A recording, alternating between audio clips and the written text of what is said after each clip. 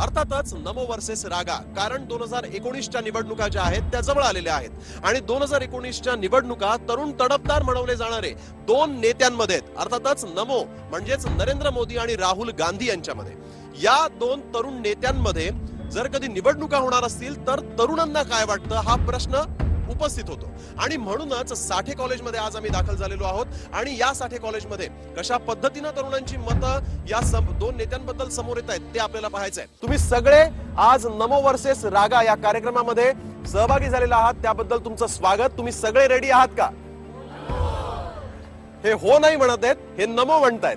तर मी आता तुम्हा सगळ्यांना एक सांगू इच्छितो की जे नरेंद्र मोदींचं समर्थन करणार आहेत, जे राहुल गांधींचं समर्थन करणार आहेत, नरेंद्र मोदींचं समर्थन करणाऱ्या विद्यार्थ्यांनी या साईडला बसावं आणि राहुल गांधींचं समर्थन करणाऱ्या जे विद्यार्थी आहेत त्या सगळ्या विद्यार्थ्यांनी या दिशेला बसावं.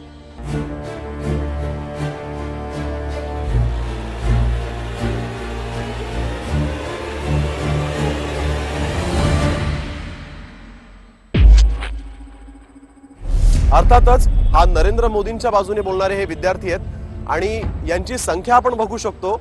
मोठ्या प्रमाणात आजही नरेंद्र मोदींचे समर्थक, फॅन्स, फॉलोवर जे आहेत ते आहेत हे सांगतायत आणि त्याच तुलनेत राहुल गांधींचे समर्थक, राहुल गांधींच्या बाजूने बोलणारे समर्थक जे आहेत ते देखील या ठिकाणी आहेत. संख्या जी आहे ती तुम्ही ही टेलिव्हिजनची स्क्रीन पाहिल्यानंतरच तुमच्या लक्षात येईल की कशा पद्धतीनं ही संख्या आहे. राहुल गांधींच्या बाजूने बोलणाऱ्या एका विद्यार्थ्याला समोर बोलवतोय आणि नरेंद्र मोदींच्या बाजूने बोलणाऱ्या एका विद्यार्थ्याला समोर बोलवतोय. तर राहुल गांधींच्या बाजूने बोलणारा एक विद्यार्थी जो असेल त्यांनी आता पुढे यावं. राहुल गांधींच्या बाजूने तुम्ही. नरेंद्र मोदी. राहुल गांधी, तुझं नाव काय? काय? मोहित तांडेल राहुल गांधी यांची बाजू मांडणार आहे. तर नरेंद्र मोदींच्या बाजूने बोलणारी तुझं नाव काय? दर्शना गावडे. तुझं या शो मध्ये स्वागत आहे. नमस्कार, माझं नाव मोहित तांडेल आणि मी साठे महाविद्यालयामधून आहे. सर्वात प्रथम म्हणजे राहुल गांधी हे वयाच्या 34व्या वर्षी राजकारणामध्ये आलेले आहेत आणि मेन म्हणजे त्यांनी सुरुवातीपासून त्यांना राजकारणाचं घर म्हणजे एकदम चांगल्या प्रकारचं घर होतं, त्यामुळे ते राजकारणात आले आणि त्यांना ॲक्च्युली यायचं असं मनच नव्हतं. तरीसुद्धा एक प्रकारे देशाला मोठं करायचं आहे, त्यामुळे ते वयाच्या 34व्या वर्षी राजकारणात आलेले आहेत आणि त्यांना चांगल्या प्रकारे करायचं आहे. सुरुवातीपासूनच आपण जर पाहिलं तर आपण लहानपणापासूनच रस्त्याला फिरताना किंवा असं एकदम नॉर्मली जीवन जगतो, परंतु राहुल गांधी हे 4 कॅमेऱ्याच्या चौकटीत राहून त्यांना जीवन जगावं लागलं आणि त्यामुळे काही चुका त्यांच्या जोडीला झालेल्या आहेत आणि माणूस आहे, माणसा जोडीला चुका होणारच. त्या पद्धतीने त्यांनी जीवन जगलेलं आहे. त्या पद्धतीनेच राहुल गांधी येण्याचं मागचं आणि त्यांचा विजय छत्तीसगड असो किंवा मध्य प्रदेश असो, ह्यामधला विजय आता 2019 मध्ये आपल्याला पाहायला मिळणारच आहे. का 2019 मध्ये त्यांनीच पंतप्रधान बनावं असं तुला का वाटतं? नमस्कार, मी दर्शना. मला ह्यासाठी वाटतं पंतप्रधान नरेंद्र मोदी हे पुन्हा सत्तेत यावे, पंतप्रधान बनावे. कारण ह्या गेल्या इतिहासात, भारताच्या इतिहासामध्ये भाजप हा असा पक्ष आहे, काँग्रेसला हरवून त्यांनी 2014 मध्ये पूर्ण त्यांनी एकाहाती सत्ता मिळवल्यासारखं त्यांचं झालंय. सत्तेत आल्याबरोबर जी जनधन योजना सुरू केली, त्यामुळे सत्तेत आधी जे आधीचं सरकार होतं त्यांच्या वेळेस जे 53% फक्त लोकांची खाती बँकेमध्ये होती, तर ती आत्ता 83% झालेली आहेत. हे नरेंद्र मोदी यांनी स्वतः सांगितले. त्याचप्रमाणे त्यानंतर बऱ्याच योजना त्यांनी चालू केल्या आणि जे ते विदेशी दौरे करतात त्या विदेशी दौऱ्यांमधून बराच आपल्या भारताला फायदा होतो. आर्थिक गुंतवणूक वाढली आहे, त्यामुळे वेगवेगळ्या स्किल्स आणि स्कीममुळे बरेच मोठे इतर लोकांना आणि नागरिकांना मुळात फायदा झाला आहे. एक तरुणांचं आयकॉन म्हणून त्यांच्याकडे बघितलं जातं. खादी जे बापूंनी वापरलं होतं त्यांनी जगासमोर मांडलं आहे आणि जगाला त्याची परत एकदा ओळख करून दिली आहे खादीची. त्याचप्रमाणे आंतरराष्ट्रीय योग दिन म्हणून त्यांनी सुरू केलं. ते सुरुवातीला सगळ्या जगाने मान्य केलं आणि 127 देशांनी सुरुवातीला त्याचा अवलंब केला. आता 180 देश ह्याकडे बघतात किंवा हा दिवस साजरा करतात. योग सुरू केल्यामुळे भारतामध्ये अनेक अशा शाळा आहेत ज्यामध्ये जर तुम्ही योगामध्ये काही मेडल मिळवलं किंवा सर्टिफिकेट मिळवले तर त्या शाळांमधून त्या मुलांना जास्तीचे मार्क्स दिले जातात. ह्या वाढीव गुणांना लक्षात घेऊन का होईना पालक आणि मुलं योगाकडे वळलेली आहेत, ज्यामुळे अर्थातच आपल्या हेल्थसाठी उपयोग होणार आहे. आणि अशा बऱ्याच गोष्टी आहेत ज्यामुळे मला असं वाटतं की नरेंद्र मोदी हे बेस्ट आहेत आणि तरुणांसाठी ते आयकॉन आहेत. तुम्ही सगळे रेडी आहात का? तर राहुल गांधींचे समर्थक जोरदार रागा म्हणतायत. नरेंद्र मोदींचे समर्थक जे आहेत तुम्ही सगळे रेडी आहात का? नमोचा अर्थातच आवाज जास्त आहे. का तुम्हाला असं वाटतं की राहुल गांधी नसावेत आणि पंतप्रधान नरेंद्र मोदी पुन्हा असावेत? कोण बोलणार आहे? माझं नाव रोहित शेजाळ. माझे मित्र मगाशी सुरुवातीला बोलले ज्या व्यक्तीला राहुल गांधी पॉलिटिक्समध्ये इंटरेस्ट नव्हतो आणि त्यांना प्रधानमंत्री बनायचं आहे, मग हे शक्य आहे का? ज्या व्यक्तीला काही इंटरेस्ट नाही पडत तो आपला देश चालू शकतो काय? ते माझा एक प्रश्न होता या काँग्रेसच्या सपोर्टरांना. आणि जो व्यक्ती म्हणजे जे समजतात आपले चौकीदार वगैरे चोर आहे वगैरे असे म्हणतात सगळे, जो व्यक्ती आपल्या देशाचं नेतृत्व करतो इंटरनॅशनल लेवलला त्या व्यक्तीला चोर म्हणणं सुचतं का या पोरांना? म्हणजे जो व्यक्ती आपल्या देशाला रिप्रेझेंट करतो त्या व्यक्तीला चोर कसे बोलू शकतात? नक्कीच. जसं की आपण त्याचं बॅकग्राऊंड आपला जर लॉचं असेल आणि आपण डिरेक्टली सायन्समध्ये जाणं तेव्हा अडचणी येतात. त्या अडचणीवर मात करून सुद्धा राहुल गांधी डिरेक्टली राजकारणात आलेले आहे. हे एक प्रकारे मोठं यश आहे राहुल गांधींचं असं माझ्या मते आहे. नक्कीच. खरं तर राहुल गांधींचं हे मोठं यश आहे असं त्यांनी म्हटलेलं आहे. काय अजून वाटतं नमो समर्थकांना? का नरेंद्र मोदी जे आहेत तेच आले पाहिजे? कोण बोलणार? नरेंद्र मोदी हे भारताचे पहिले पंतप्रधान आहे जे स्वतंत्र भारतात त्यांचा जन्म झाला आणि त्यांची जी विचारसरणी आहे ही नवीन भारताकडे आपल्याला कुठे ना कुठे घेऊन चाललेली आहे. आणि नरेंद्र मोदी ने करप्शन के खिलाफ बहुत अच्छा काम किया और नेशनल सिक्योरिटी के लिए, और मैं ये समझता हूँ कि अगर नरेंद्र मोदी को 5 और साल देंगे तो करप्शन के खिलाफ और सिक्योरिटी और बेहतर होगी. भ्रष्टाचाराच्या विरोधातली जी सिक्युरिटी आहे ती आणखीन सक्षम होईल असं म्हटलंय. नरेंद्र मोदीला आपण जिंकून द्यायला पाहिजे, कारण का नरेंद्र मोदी यांनी त्यांची परंपरा म्हणजे पिढ्यानपिढ्या म्हणजे माझे बाबा माझे आई जसं राहुल गांधी त्यांच्या पिढ्यानपिढ्या आलेले आहेत तसे ते पिढ्यानपिढ्या आलेले नाही आहेत. तुम्हाला काय वाटतं? यांना काय उत्तर द्याल? मोस्टली मला पहिले तुमचं हे नाव केलंय तुम्ही नमो वर्सेस रागा हेच मला पटत नाही. इथे पप्पू वर्सेस गप्पू नाव असं ठेवायला पाहिजे होतं. बिकॉज मोस्ट त्यांनी काय काम केलंय काय आणि केलं असेल ते प्रूफ करता आलं पाहिजे ना. म्हणजे राहुल गांधी पप्पू आहे? पप्पू आहे. आता त्यांनी इमेज क्रिएट करण्यात आली. गोदी विडिया नाव ऐकलं असेल तुम्ही, की त्यांची इमेज त्यांनी क्रिएट करण्यात आली. बिकॉज त्यांना आणि प्रश्न विचारतात तर कसे प्रश्न विचारतात, मोदी नाही तर कोण, म्हणजे आपलं माइंड डायव्हर्ट करतात. हाच एक ऑप्शन आहे असा करून. पण ऍक्च्युली असं नाहीये. डेमोक्रेसीमध्ये नेहमी ऑप्शन असतं. पप्पू म्हणून इमेज क्रिएट केलेली आहे. मग ते सिद्ध का करतात हर वेळेस राहुल गांधी त्यांच्या वागण्यामधून? ते सिद्ध का करतात की मी त्या प्रकारचाच आहे आणि मोदींना तर पर्याय आहेच नाही. म्हणजे राहुल गांधी पप्पू आहे असं तुम्हाला वाटतं? आता ते त्यांच्या फिजिकल मध्ये म्हणजे ते दाखवून देतात मेंटली फिजिकली की मी आहे. तुम्ही जे म्हणता ते सिद्ध करत आहे. आणि मोदीला तर पर्याय आहेच नाही. त्यांनी 60 वर्ष जर तुम्ही काँग्रेसला देताय तर तुम्ही 5 वर्षामध्ये कसा काय निर्णय सांगू शकता की मोदी खराबच आहे? आणि ते जे केलेलं आहे ते 60 वर्षात काँग्रेस तर करू शकली नाही आतापर्यंत, जे जितके त्यांनी पॉईंट्स कव्हर केलेले आहेत त्यांचे. अच्छा. म्हणजे मोदींना पर्याय आहे असं तुला? नाही, पर्याय नाही. बिलकुल पर्याय नाही आहे. मोदींना बिलकुल पर्याय नाही आहे. आणि राहुल गांधी जे आहेत ते पप्पू म्हणून स्वतःला सिद्ध करतात असं म्हणायचं. पर्याय हा नेहमीच असतो मुळात, आणि मला वाटतं की मोदींनाही पर्याय आहे आणि राहुल गांधी हा पर्याय आहे. तुम्ही मगाशी म्हणालात की आमच्याकडे क्वांटिटी नाही आहे, पण नेहमीच क्वांटिटीपेक्षा क्वालिटी महत्त्वाची असते, जी राहुल गांधींकडे आहे. मगाशी घराणेशाहीच्या मुद्द्यावर ती मुलगी म्हणाली की त्यांना घराणेशाहीतून जी नेतृत्व पुढे येतात त्यांना त्रास होत नाही, पण असं नसतं. उलट जास्त त्रास त्यांना सहन करावा लागतो, कारण लहानपणापासून मोठे होईपर्यंत त्यांच्यावर सगळ्या समाजाचा पडखा असतो, त्यांच्यावर सगळे लक्ष ठेवून असतात आणि या वातावरणातून त्यांना पुढे यायचं असतं. आणि मला वाटतं या वातावरणातून पुढे येऊन राहुल गांधी खरंच तरुण आहेत, कारण मोदी हे तरुण नाही आहेत, तरुण वयाने सुद्धा असतात असं म्हणतात. पण अर्थात मोदी तडफदार असतील, पण मोदी तरुण नाही आहेत आणि राहुल तरुण आणि तडफदार दोन्ही आहेत. म्हणून राहुल गांधी जे आहेत ते तरुण आणि तडफदार आहेत असं म्हटलंय तुमच्या मैत्रिणीने. असं अजिबात नाहीये. तरुण असलेली व्यक्ती म्हणजे तरुण असलेली व्यक्ती सगळं काही करू शकते असं काही नाही. एज कधीच मॅटर नाही करत कुठल्याच गोष्टी. देशसेवेसाठी एज मॅटर करतच नाही. आणि जर का ते तरुण आहेत, मग तुम्ही जर का तुमच्यापेक्षा मोठ्या माणसांना भर लोकसभेत तुम्ही जाऊन त्यांना हक करता, असं काय काय करता, म्हणजे ती लोकसभा सगळेजण बघत असतात. सो तुम्ही तरुण आहात, हे तुम्ही तरुण असताना. पण पंतप्रधानांना हक करणं काय चूक आहे? चूक ऍक्च्युली ते पंतप्रधान आहेत ते ठीक आहे, पण ते त्यांना पहिला काय काय काय काय वाईट सगळं बोलून आणि त्याच्यानंतर मग तुम्ही वाईट मनाचा बोलण्याचं- मोठेपणा आहे ना तो. हा मनाचा मोठेपणा नाही होऊ शकत ना.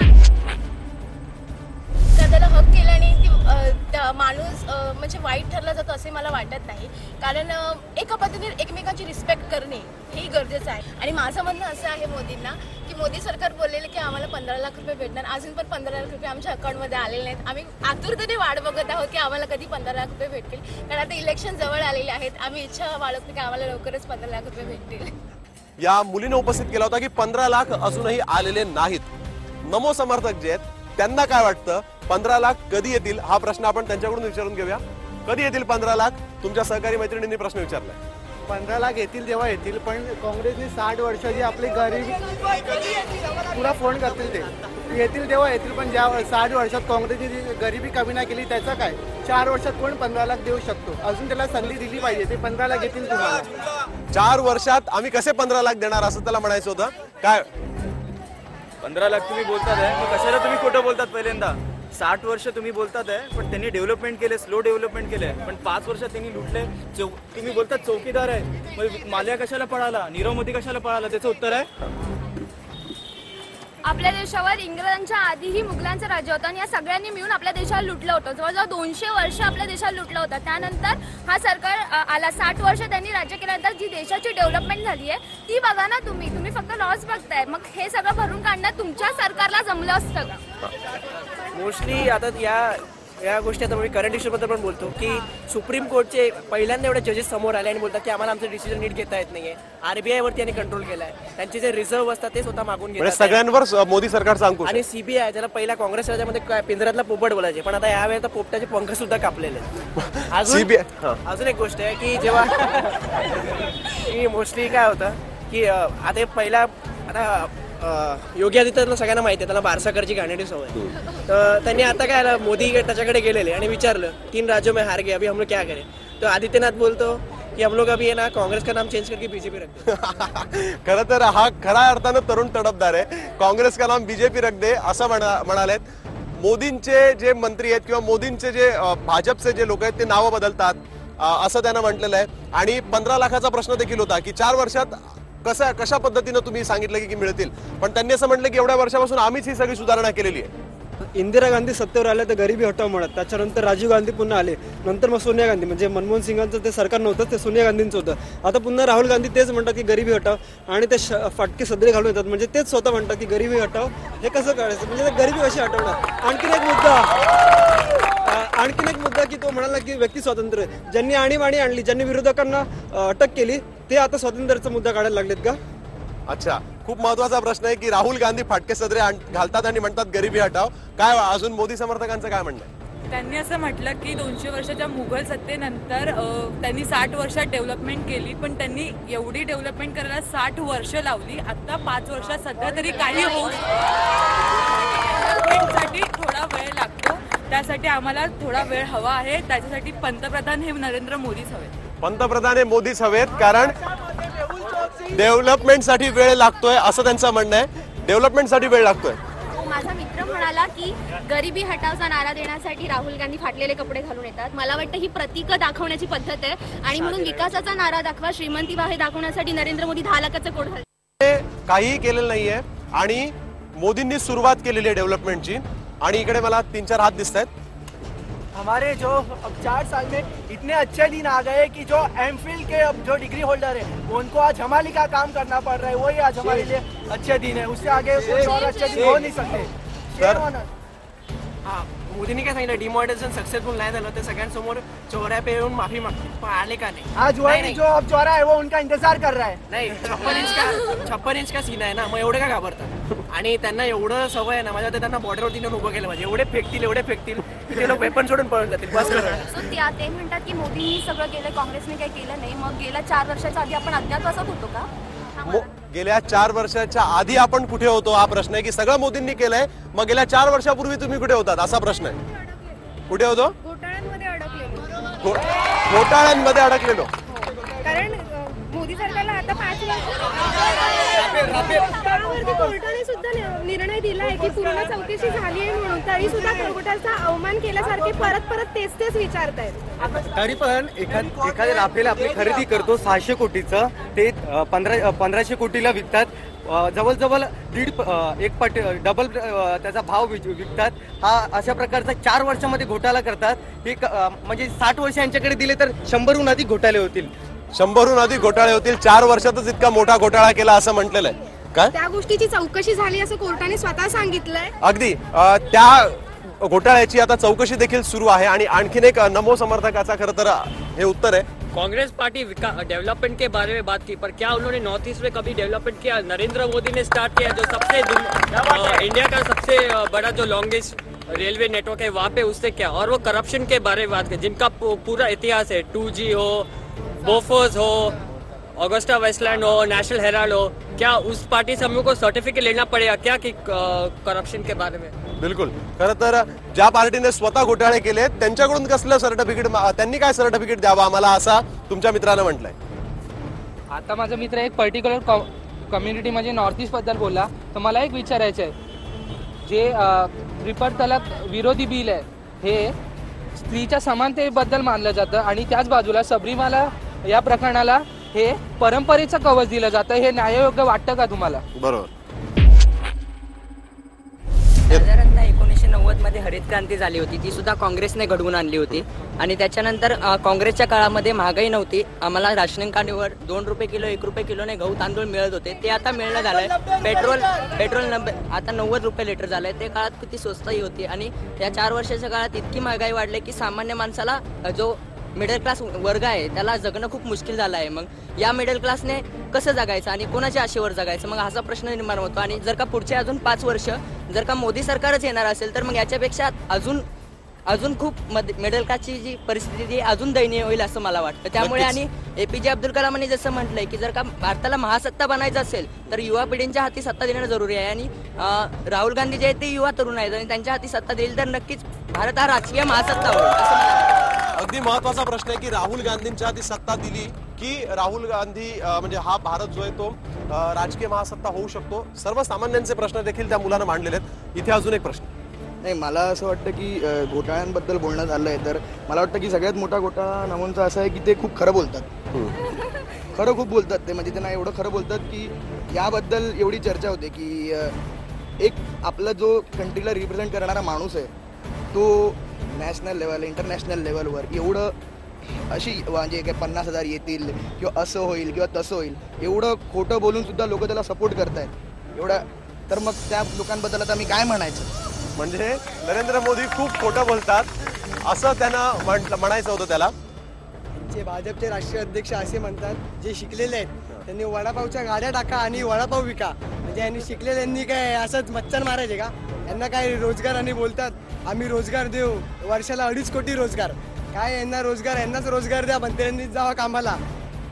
खरं तर फार महत्वाचं आहे की अमित शहा आणि भाजपचं जे वक्तव्य झालं होतं की वडे तळा तरुणांनी, त्याच्यावरचा हा राग खरं तर या ठिकाणी पाहायला मिळालेला आहे. आणि याला उत्तर आता अर्थातच मोदी समर्थक काय देत आहेत ते पाहणं देखील तितकंच महत्वाचं आहे. माझा मित्र म्हणत आहे की मोदी खूप खोटे बोलतात, तर ते तुमच्या 11 वर्षापासून जे मनमोहन सिंग मुका माणूस उभा केला होता, जो पपेट होता एक प्रकारचा सोनिया गांधीच्या हातमधला.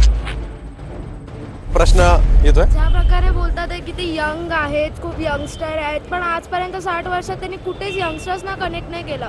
आज पण बघू शकता की जर नरेंद्र मोदी इथे जी संख्या आहे आणि तिथे जी संख्या आहे त्यात पण एक डिफरन्स आहे. त्यांचे जसं स्वच्छता एकदम कॉमन आहे की तारक मेहता का उलटा चष्मा, असं छोट्या छोट्या सिरियल्समधून पण लहान मुलांना पण माहिती आहे की स्वच्छता मोहीम काय आहे आणि ते पण आता तिच्यापासून फॉलो करतात स्वच्छता मोहीम. सो त्यामुळे खूप जास्त दिसतंय, खूप जास्त दिसतंय. 60 वर्षाचे दिसतंय ना, ते 4 वर्षात बिलकुल दिसतंय. अगदी ते म्हणतात की सुरू आहे, ज्या मोहीम आहे त्याची अंमलबजावणी सुरू आहे. सर पहिल्यांदा ते बोलले का स्वच्छता मोहीम आहे, ठीक आहे, त्याचे टॅक्स तुम्ही वसूलतात, मग कुठे स्वच्छता झाल्या आतापर्यंत भारत? आणि आजपर्यंत बोलतात तुम्ही का टॅक्स वसुली वगैरे करतात, पण काँग्रेसवाल्यांनी डेव्हलप केले, स्लो डेव्हलपमेंट केले, बट तुमच्यासारखं तरी नाही का लोनमध्ये टाकले, डेपमध्ये टाकले.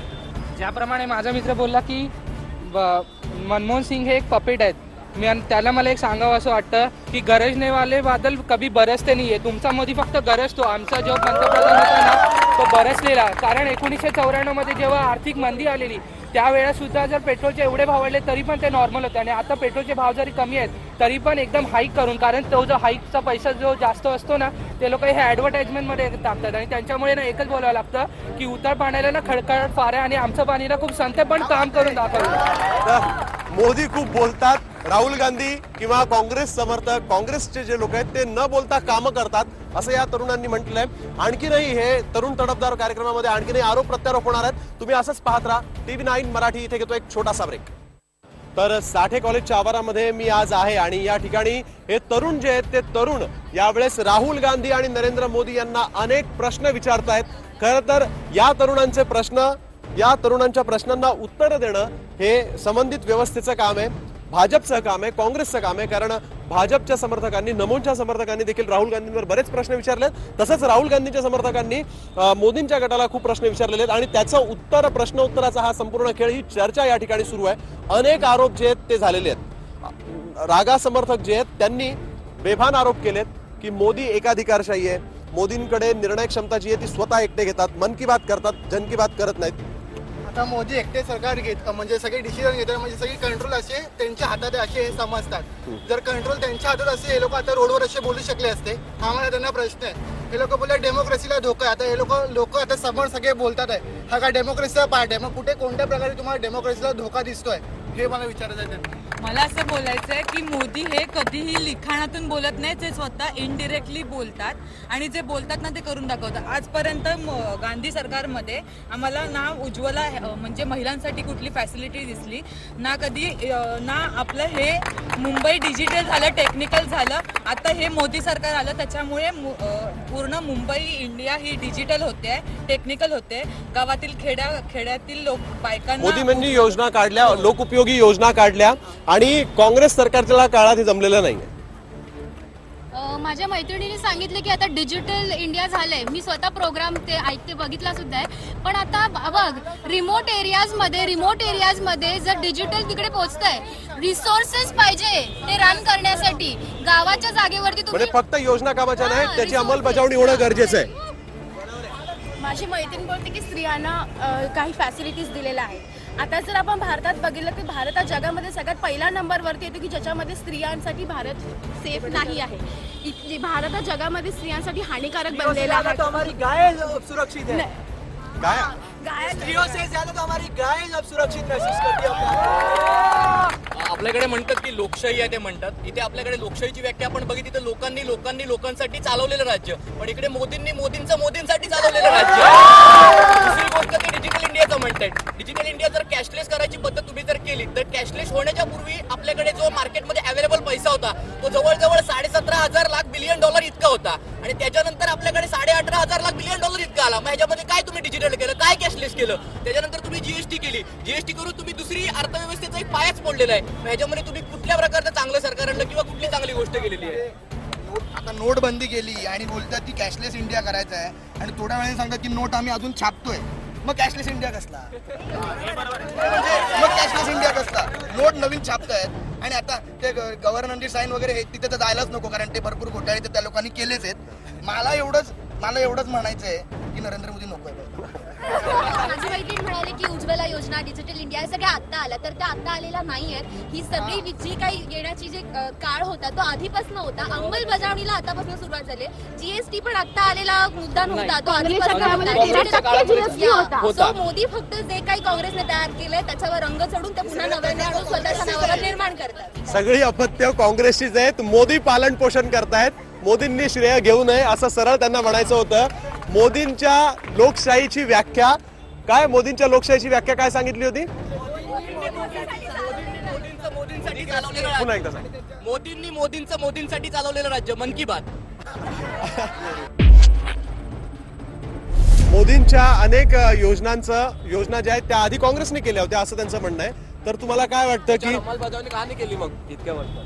जसा प्रतीक म्हणाला नोटाबंदीमुळे जास्त भ्रष्टाचार कमी झाला आणि त्यामुळेच जेवढा पैसा ब्लॅक मनी होता तो लाखो पटीने बाहेर आला. सो तो एक चांगला पॉइंट आहे. म्हणजे नोटाबंदीचं देखील समर्थन होत आहे. नोटाबंदीचं समर्थन एक मिनिट. ब्लॅक मनी संपूर्णपणे गरिबांकडेच होता का? श्रीमंत त्या लाईन मध्ये का नव्हते? मग तुम्ही म्हणता की ब्लॅक मनी बाहेर निघाला, कुठे आहे तो? सर आता जिओ 8 म्हणजे नोटबंदीच्या अगोदर लॉन्च झाला, मग त्याला माहिती नव्हतं का नोटबंदी होणार आहे. म्हणजे हे सगळं मिक्स्ड अप आहे, फक्त उल्लू बनवायचे धंदे. उद्योगपतींना पूर्णपणे संरक्षण आहे असा त्यांचा आरोप आहे. तर माझ्या मित्राने असं म्हटलं की त्यावेळेस तुम्ही अंमलबजावणी नाही केली. अनेक मुद्दे असे होते किंवा योजना अशा होत्या की आमच्या काँग्रेस सरकारने, राहुल गांधी सरकारने, मनमोहन सिंग सरकारने पूर्ण केल्या, अंमलबजावणी केली, पण लोकसभेत आणि राज्यसभेत, संसदेत त्यांनी मांडून दिलं नाही, त्यांनी कधीच पास होऊन दिलं नाही. आणि आज त्यांचं सरकार आल्यावर आमची जर हात होती, पण त्यांनी हा हात करून स्वतःचा मोठा झेंडा केला. मोदी समर्थकांच्या सगळ्या योजना त्यांच्या होत्या. पुन्हा तोच प्रश्न येतोय. कोण एक एक्झाम्पल द्यायला कोणती केली अशी जे यांनी केली? मग का नाही केली? पास का नाही होत्या, मग त्यातल्या कोणत्या योजना त्यांनी सफल केल्यात आतापर्यंत? एकही झाली नाहीये ना त्यांची पूर्ण. आणि मुळात आतापर्यंत मराठा आरक्षणाचा हा मोठा मुद्दा होता, पण त्यांच्या राज्यामध्ये तो सफल झाला नाही. आणि आता मात्र त्यांनी मराठा आरक्षणाचा मुद्दा सफल केला आहे. जेवढा म्हणजे मोदींनी केला तेवढा त्यांनी तरी केला होता का? नाही ना. आणि त्यांनी ते भर लोकसभेमध्ये ते झोपले होते, हे त्यांना तरी माहितीये का? आधी ते विचारा. भर लोकसभेत झोपून त्यांनी स्वतःची इज्जत घालवली ना, ते विचारा आधी ते त्यांनी काय मोठं तिकडे केलं होतं. राहुल गांधी भर लोकसभेत झोपले होते, हे सगळ्या जगाने बघितलंय असं त्या मुलीने आरोप केलेला आहे. नाही, मला आता आपण एक चेंज करूया. आता मेन मुद्दा जो आहे, आता एवढी गोष्ट आहेत म्हणजे भारतात किंवा महाराष्ट्रात, जगभरात एवढी गोष्ट आहेत करण्यासारखी. म्हणजे चांगले रस्ते नाही आहेत, किती प्रॉब्लेम आहेत. आता हे लोक बोलतात त्या लोकांनी शौचालय बांधले, कुठे बांधली दिसत तर नाहीये शौचालय. दुसरी गोष्ट एसी शौचालय मला दिसलंच नाही, म्हणजे आम्हाला कधी थंडगार वाटलंच नाही शौचालयाचा, पहिली गोष्ट. दुसरी गोष्ट, एवढी कामं असताना पण स्टॅच्यू ऑफ युनिटी बांधली, का बांधली? कोणाचं त्या लोकांनी हे केलंय? म्हणजे सामान्य जनतेला, तिकडच्या लोकांना पण ते नको होतं, कोणाला नको होतं की ते स्टॅच्यू ऑफ युनिटी बांधली, त्याची काहीच गरज नव्हती. एवढी कामं असताना तुम्ही स्टॅच्यू ऑफ युनिटी बांधताय, मला वाटतं हे खूप चुकीचा निर्णय, सगळ्यात चुकीचा निर्णय आहे नरेंद्र मोदीचा. आणि ह्यात मला उत्तर हवं तिकडून की हे का बांधलं आणि कशासाठी. याच पॉईंटशी मी एक जोडून बोलतो. आता काही महिन्यांपूर्वी आपण बघितलं की केरळमध्ये सुनामी आली, तो पूर्ण राज्य म्हणजे डिस्ट्रॉय झालं. त्याच्यासाठी सेंट्रलने किती पैसा दिला? 500 कोटी दिला, किंवा पुढे मागे अजून पण काहीतरी असेल. तेव्हा सरकारने काय म्हटलं की अजिबात सरकारकडे पैसा नाहीये, पण लगेच काही महिन्यांनी आपण बघितलं की लगेच 31 ऑक्टोबर रोजी सरकारकडे पैसे आले 3000 कोटीचं स्टॅच्यू ऑफ युनिटी बनवण्यासाठी. आता बरं मला सांगा, मुंबई ते सुरतपर्यंत मेट्रो ट्रेन होते, त्याच्यासाठी 1 लाख करोड देशावरती कर्ज आहे. मग ते कर्ज जपानकडनं घेतलं, ते कर्ज घेण्यापैकी आता ह्याच्यावरती शेतकऱ्यांचं कर्जमाफी आहे, तरुणांचं एम्प्लॉयमेंट आहे, अजून बाकीच्या गोष्टी ज्या आहेत त्याच्याबद्दल. म्हणजे बुलेट ट्रेनची आपल्याला गरज नव्हती असं या रागा समर्थकांनी म्हटलेलं आहे. बुलेट ट्रेनची गरज नव्हती, मोदींनी हट्टापायी ही बुलेट ट्रेन जी आहे ती आणलेली आहे. इकडचे मुलं बोलत नाहीत म्हणून मी यांच्याकडे जातो. या नमो समर्थकांनी बोलावं अशी माझी इच्छा आहे. ते सोडा, पप्पू आईचा पदर कधी सोडणार आहे? पप्पू आईचा पदर कधी सोडणार आहे? सर ये छोड़ो नरेंद्र मोदी ने जब भी आर्मी लोग को जो भी किया था उसके लिए तुरंत तैयार किया, जैसे रफाल का डील किया, S-400. कांग्रेस ने क्या बोला? आर्मी को बोला सड़क का गुंडा. जब भी मेजर गोगोई को भी बहुत क्रिटिसाइज किया, और एयरफोर्स चीफ को भी बोला लायर. ये क्या ये एक्सपेक्टेड है 100 साल पुरानी पार्टी से? पप्पू आईचा पदर कधी सोडणार आहे असा त्यांचा आरोप आहे. या आरोपावर उत्तर मला तुमच्याकडून अपेक्षित आहे. अनुभवातून माणूस शिकत असतो, आणि अनुभव हा नेमके आपल्या आई वडिलांकडून आपल्याला मिळत असतो. जसं शिवाजी महाराज, जर तुम्ही असं म्हटलात मग शिवाजी महाराज पण चुकीचे ठरतील, कारण त्यांनी जिजामातांचं नेहमी ऐकत आले. आईचा पदर घेऊन आईच्या नेतृत्वावर चालणं हेच ध्येय राहुल गांधींनी मानलेलं आहे. सगळ्यांना आपली आई मानत असते म्हणून. पण खरंय म्हणजे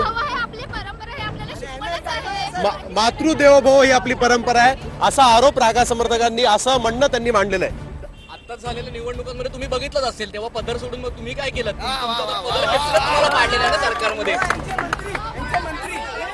अभी ये लोग जो बोल रहे थे कि कि मोदी के अलावा कोई ऑप्शन नहीं है। अब आपने जैसे कि आप देख लिया रहेगा 3 स्टेट्स में कि अब मोदी के अलावा ऑप्शन है या नाही। त्यांचे मंत्री काय बोलतात अंडीच्या टायमाला दही अंडे असते तेव्हा काय बोलतात त्यांचे मंत्री, तुम्हाला कोणा कुठल्याही पोरीवर प्रेम असेल तर आम्ही उचलू, पण काय यांच्या घरच्या बायकांना यांच्या आधी यांच्या खालचा खानदार आधी शोधा, आधी बोल तिकडे लावा तुमच्या इथं. म्हणजे अजूनही या मुलांना हा राग आहे, ही आठवण आहे. कितीही भाजपनं सावरासावर केली तरी आणि आईचा पदर धरला तर काय चुकीचं आहे? मातृदेवो भव आपण असं म्हणतो, तर मग आईचं ऐकणं काय चुकीचं आहे? तुम्ही तुमच्या आईचं ऐकत नाही का? आईचं ऐकणं चुकीचं आहे असं माझं म्हणणं नाहीये, पण आम्ही कधी त्यांचा आईचा पदरच होता पकडलेला. मोदींनी कुठलाही स्वतःची फॅमिली बॅकग्राऊंड घेऊन इकडे आलेले नाहीयेत. सो त्याच्यामुळे आम्ही आईचा पदरच पकडला नाही तर सोडण्याचा प्रश्नच येत नाही. ते म्हणजे हे लोक असे बोलतात की 5 वर्षात तुम्ही काय केलं, आणि ह्या लोकांनी जे 30 वर्ष केलं 7 वर्ष ते चालवलं, पण आता जे त्यांनी 5 वर्षामध्ये केलं तर त्यांनी केलेलं का? म्हणजे आता आपल्याला किती फॅसिलिटीज पुरवल्या त्यांनी जुना गाव. पण आईचं ऐकणं यात चूक का असायला पाहिजे ना? आईचं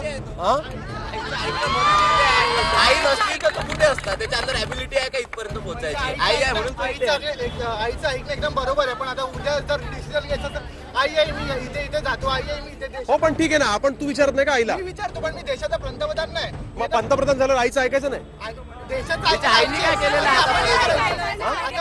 आपण आईला बोलणार आई आहे मी इथे पैसे टाकू काय, आई आहे मी ह्याला मदत करू काय, हे करणार आहे पंतप्रधानांचं काम काय? देशाचं कार्य करताना मनात पाहिजे असते आधी आमचा देश आहे, आपण देशासाठी काहीतरी केलं पाहिजे. म्हणजे देशाचं काम करत असताना फक्त मन की बात करायची, आईचं ऐकायचं नाही? आईचं ऐकायचं नाही म्हणत नाही, आम्ही पण आमच्या आईचं ऐकतो, पण त्यांनी काय केलं आईचं ऐकलं. आईचं त्यांची वंश परंपरा, हे झाले ना ते झाले, हे झाले ते झाले, हेच चालू झाले. पण स्वतःचे काहीतरी विचार असू शकतात ना सगळं. स्वतःचे अगदी स्वतःचे विचार असू शकतात, परंतु आईचं ऐकणं हे चुकीचं नाहीये, कारण तुम्ही पण सगळं आईचं ऐकत असाल. माझा मित्र म्हणाला की ते राहुल गांधी हे त्यांच्या आईचा पदर पकडतात, पण आपण जर बघितलं मोदी हे ना त्यांच्या गुज्जू मित्र आहेत ना त्यांचा पदर पकडून आहेत. जेव्हा 2016 मध्ये डिमॉनिटायझेशन झालं त्याच्या 2 महिने आधी जिओ कसं आलं, किंबहुना जेव्हा यावेळी राफेलच्या मुद्द्यामध्ये HAL हिंदुस्तान एरोनॉटिक्स लिमिटेड सारख्या मोठ्या भारतातील सर्वात मोठी विमान बनवणारी कंपनीला सोडून एखाद्या गुज्जू म्हणजे अनिल अंबानीला कसं केलं, आणि हे करणं आपल्याला मोदी त्यांच्या उद्योगपती मित्रांना खरं तर संरक्षण देतात, त्यांना सवलती देतात असा आरोप झालेला आहे. उद्योगपती आहे म्हणून सर भारताची इकॉनॉमी स्टेबल चालू आहे, जर त्यांना सांगा नाही तर काय? तर आरोप प्रत्यारोपाची राळ उडालेली आहे.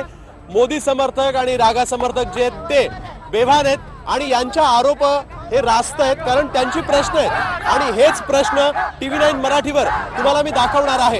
या सोबतच आपण बघतोय कशा पद्धतीनं नमो वर्सेस रागाचा हा कार्यक्रम रंगात आलेला आहे. इथे घेतो एक छोटासा ब्रेक.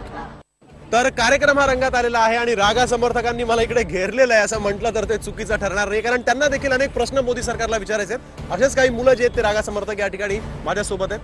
मोस्टली हे लोक राम मंदिर वगैरे गोष्टी बोलतात, पण आणि हा योगी आदित्यनाथ स्पेसिफिकली ते रामानी त्याच्या म्हणजे सत्तेसाठी सत्ता सोडून म्हणजे वनवासात गेलेला आणि हा योगी वनवासात सत्तेसाठी आला.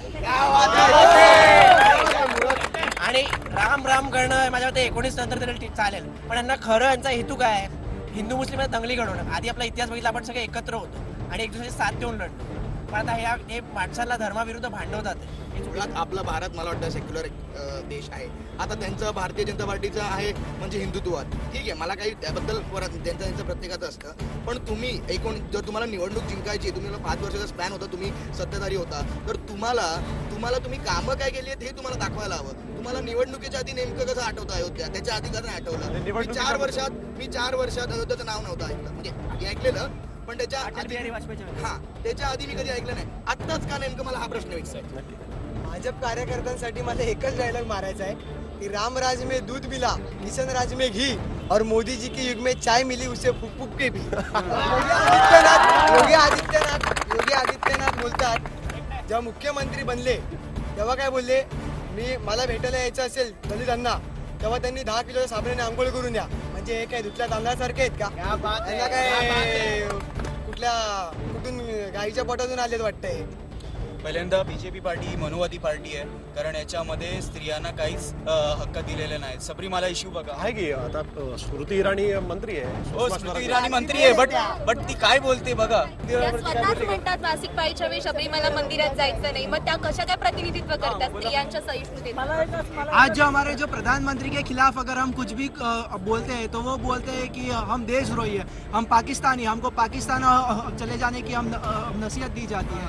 नितीन गडकरींनी आता काय बयान दिलेलं होतं की IAS IPS ऑफिसर चांगलं काम करतात आहे, पण पक्ष प्रमुख म्हणून पक्षाचं अमित शहा सुद्धा काही काम असलं पाहिजे ना. MLA आणि MP काही काम करत नाही. आणि बघायला गेलं तर मोहन भागवत RSSचे हेड ते सुद्धा बोलतात की आमचे 100 ते 20 सीट कमी होण्याचे चान्सेस आहे. रामदेव बोलतात त्यांचे समर्थक, म्हणजे त्यांचे समर्थक त्यांना सोडून चालले. मला वाटतं की नरेंद्र मोदी हे गुजरातचे होते आणि त्यांनी मग मला वाटतं गुजरातसाठी खूप फॉर झालेत, कारण प्रत्येक आपण ऐकलं की व्यवसाय ते तिकडे येऊन जात आहेत वगैरे वगैरे, आणि ते खूप गोष्टी आहेत. ते बुलेट ट्रेन म्हणता येईल काय म्हणता येईल, तर हे गुजरातसाठी का, आणि नोटबंदी झाल्यावर अमित शहाच्या मुलाला फायदा कसा झाला हे पण मला ऐकायचं. सर साधारणपणे त्यांनी एक मुद्दा मांडला की आईचा पदर, तर आईचा पदर बोलले असते तर मग शिवाजी महाराजांचं नाव इतिहासात अजरामर झालं असतं का? त्याचबरोबर साने गुरुजी जे आहे, साने गुरुजीच्या आईला साने गुरुजी आदर्श मानायचे, आणि साने गुरुजीचं आजही कुणीही पुस्तक वाचलं तर प्रत्येक जण रडतो.